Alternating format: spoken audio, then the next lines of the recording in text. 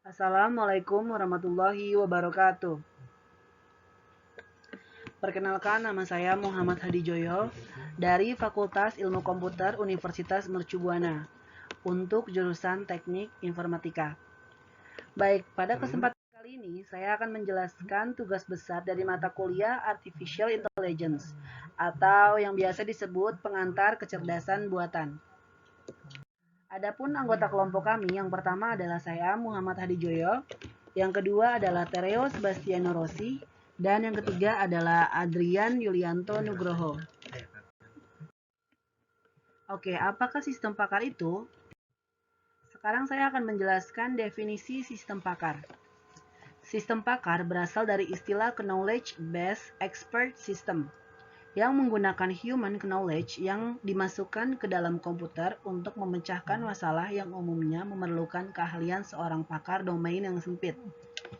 Sebuah program komputer yang dirancang untuk memodelkan kemampuan menyelesaikan masalah seperti layaknya seorang pakar atau human expert.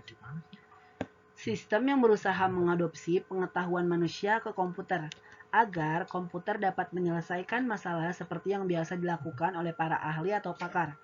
Sehingga orang awam pun dapat menyelesaikan masalah yang cukup rumit yang sebenarnya hanya dapat diselesaikan para ahli atau pakar. Oke, untuk materi selanjutnya yang saya jelaskan adalah bentuk sistem pakar. Bentuk sistem pakar terdiri dari 4 bentuk. Yang pertama adalah berdiri sendiri, yaitu sistem pakar yang merupakan berupa software yang berdiri sendiri. Yang kedua adalah tergabung. Sistem pakar ini merupakan bagian program yang terkandung di dalam suatu algoritma. Yang ketiga adalah menghubungkan ke software lain, yaitu sistem pakar yang menghubungkan ke suatu paket program tertentu, misalnya DBMS. Dan yang terakhir adalah sistem mengabdi, yaitu sistem pakar yang merupakan bagian dari komputer khusus yang dihubungkan dengan fungsi tertentu, misalnya untuk membantu menganalisis radar. Oke, untuk materi selanjutnya yaitu manfaat sistem pakar akan dijelaskan oleh rekan saya yaitu Adrian Yulianto Nugroho. Ya, saya akan melanjutkan materi yang tadi dijelaskan oleh rekan saya, Muhammad Hadi Joyo. Saya Adrian Nugroho. Saya akan menjelaskan manfaat sistem pakar. Yang pertama, memungkinkan orang awam bisa mengerjakan pekerjaan para ahli. Yang kedua, bisa melakukan proses secara berulang, secara otomatis. Yang ketiga, menyimpan pengetahuan dan keahlian para pakar. Yang keempat, mampu mengambil dan melestarikan keahlian para pakar, terutama yang termasuk keahlian langka.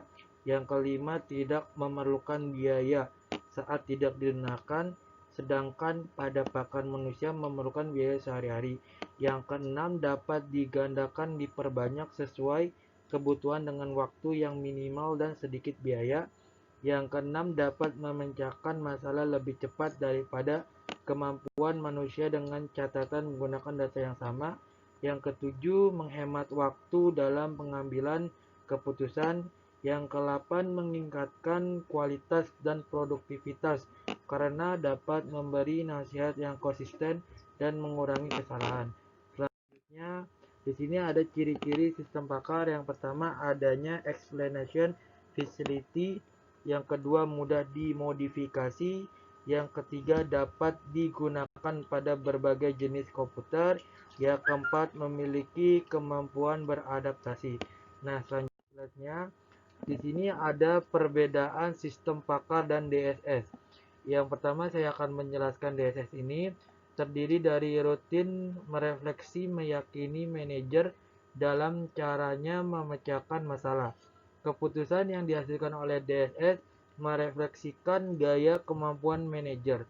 Sebaliknya, expert sistem memberikan peluang untuk mendapatkan kemampuan dalam membuat keputusan melebihi kemampuan yang dimiliki manajer.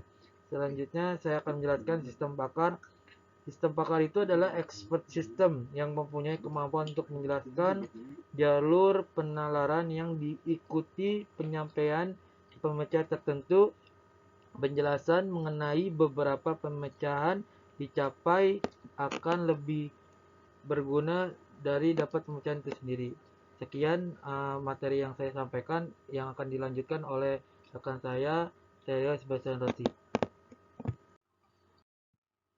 Oke, sekarang perbedaan antara sistem konvensional versus sistem pakar.